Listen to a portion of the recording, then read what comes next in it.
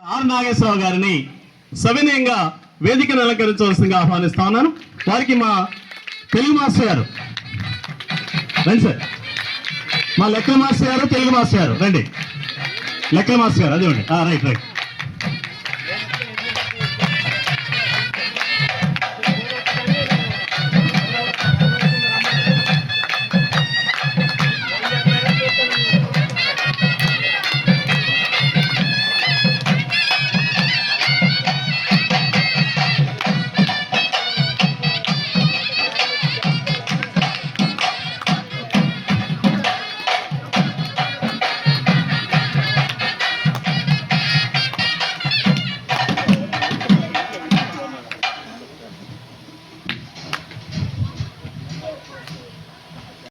ఉద్యోగ విరమణ కార్యక్రమానికి ముఖ్యులైనటువంటి తిరుపతి మాస్టారు వారికి అభినందనలు తెలియజేస్తూ కార్యక్రమానికి విచ్చేసిన మరి మిత్రులు, కుటుంబ సభ్యులు, పెద్దలు అందరికీ నమస్కారం తెలియజేస్తూ పిల్లలందరికీ ఆశీస్సులు అందజేస్తున్నాను. చాలా సంతోషం. ఈ సందర్భంగా మరి రాజారామ్మోహన్ రావు గారి తర్వాత ఇంకా మనం మాట్లాడలేమేమో అనిపించింది. అలాగే డివైఈఓ గారు కూడా నేను ఆ గేట్ దగ్గర నుంచి వింటూనే వస్తున్నా. ఇక మనం మాట్లాడేది లేదు అన్నంతగా మంచి సందేశం అందజేశారు.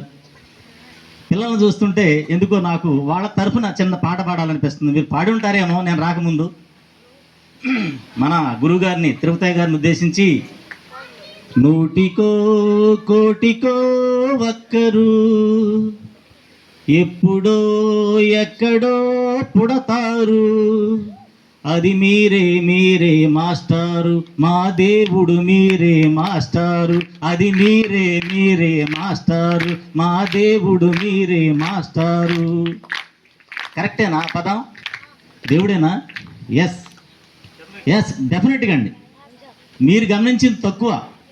ఈ హై స్కూలు పిల్లలు వారి ప్రవర్తనని అబ్జర్వ్ చేసింది, ఆనందించింది తక్కువ. నేను గమనించింది ఎక్కువ.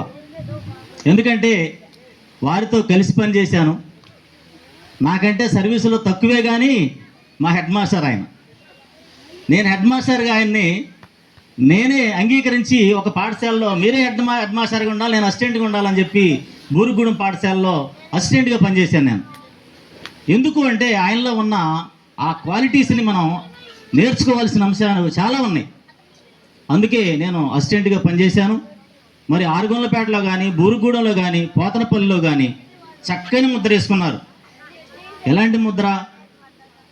ఆ పాఠశాల నుంచి బయటకు వస్తూ ఉంటే బదిలీ మీద చాలామంది ఫీల్ అయ్యారు, చాలా బాధపడ్డారు. ఎందుకంటే ఆయన ఉపాధ్యాయులు కూడా, పిల్లలే కాదు ఉపాధ్యాయులు కూడా, అది ఉమ్మడి కుటుంబం అంటారు చూసారా, ఆ నేచర్ని తీసుకొస్తాడండి ఆయన ఉన్న పాఠశాలలో. మేము భోజనానికి ఉపాధ్యాయులంతా కలిసి కూర్చున్నప్పుడు ఎవరి క్యారేజీలో ఏముందనేది లెక్క చూసేవాళ్ళం కాదు, అన్నీ ఓపెన్ చేసి పెట్టేవాళ్ళం. ఆయన ఆధ్వర్యంలో మంచి డైనింగ్ టేబుల్ ఉండేది పనిచేసిన పాఠశాల ప్రతి దాంట్లో. ఆ డైనింగ్ టేబుల్ మీద భోజనాలన్నీ ఓపెన్ చేసి పెట్టేవాళ్ళం. అందరం ఎక్కువగా తీసుకునేది ఎక్కడి నుంచి అంటే ఆయన క్యారేజీలోనే. మరి టీచర్ గారు ఏమండి పెట్టేవాళ్ళు, ఎంత టైం తీసుకునేవాళ్ళు, ఎంత తయారు చేసేవాళ్ళు. ఇంకా మా మిత్రులు రావాల్సి ఉంది, మురళీకృష్ణ, వెంకటకృష్ణ, గౌతమ్, వీళ్ళంతా రావాల్సి ఉంది. ఇప్పుడు మేమంతా కలిసి పనిచేసిన టైంలో ఆనందించిన ఆ పరిస్థితి మళ్ళీ దొరకదు. అలాంటి మంచి ఉపాధ్యాయుడు, స్నేహశీలి, మరి పిల్లల్ని ప్రేమించే వ్యక్తి, నిగర్వి, కోపం తక్కువ. ఆల్రెడీ చెప్పారు, కోపం తక్కువ అండి. నాకు ఎక్కువ, ఆయనకు చాలా తక్కువ. కోపించేవాడు కాదు పిల్లల్ని, చాలా సౌమ్యంగా చెప్పి మా టీచర్లలో కానీ పిల్లల్లో కానీ మార్పు తీసుకురావడం అనేది ఆయనకు ఉన్న ఒక గొప్ప నైజం. మరి ఈయన ఒక్క విషయం నాకు నేర్పిన అంశం ఏంటంటే, మాస్టారు గుర్తుపెట్టుకోండి, మీ లైఫ్ మొత్తం మీరు ఎన్ని సంవత్సరాలు పనిచేసినా పిల్లలకు నేర్పాల్సినవి 3 అంశాలు ఉన్నాయి, వాటిని మరవద్దు. ఒకటి, అక్షర జ్ఞానం మీదే ఎక్కువ దృష్టి పెడతారు. అది మాత్రం అన్ని చోట్ల జరిగేదే. ప్రైవేట్ పాఠశాలలో కానీ, ప్రభుత్వ పాఠశాలలో కానీ కేవలం అక్షర జ్ఞానాన్ని మాత్రమే ఇస్తారు. అలా కాదు. మన ధర్మం ఏంటి? అక్షర జ్ఞానంతో పాటు పిల్లలకి జీవన విలువలు నేర్పాలి.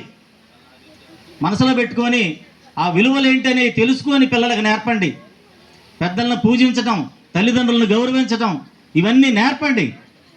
అలాగే జీవన నైపుణ్యాలను కూడా పెంపొందించాల్సిన బాధ్యత మీ మీద ఉందని ఆయన అసిస్టెంట్గా నేను పనిచేసిన టైంలో నాకు ఉద్బోధించి నాలో మంచి ప్రవర్తనని అలవాటు చేసి ఈరోజు రాష్ట్ర స్థాయిలో ఉత్తమ ఉపాధ్యాయ అవార్డు తీసుకోవడానికి ఎంతో కొంత ఆయన సపోర్ట్ ఉందని తెలియజేసుకోవడానికి గర్వపడుతున్నాను.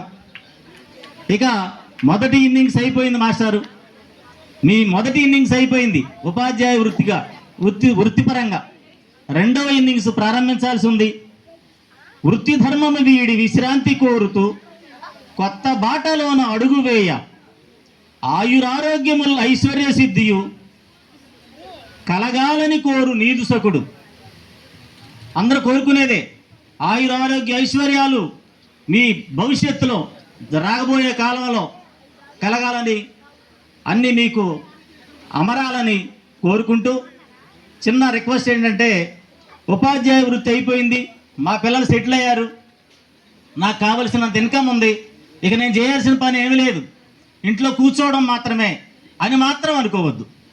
దయచేసి మన మిత్రులు ఎవరో చెప్పారు, మన ముందు మాట్లాడిన వాళ్ళు, వృత్తి ధర్మం అయిపోయింది కానీ ఇంకా చేయాల్సిన ధర్మం చాలా ఉంది. ఖాళీగా మాత్రం మీ సమయాన్ని గడపొద్దు. ఎందుకంటే ఇక్కడ ఆ పదం వాడకూడదేమో కానీ ఆయుష్ తగ్గిద్దండి. మనందరం గమనించాల్సింది, ఏదో ఒక వ్యాపకం పెట్టుకోవాలి, ఏదో ఒక వృత్తిని ఎంచుకోవాలి.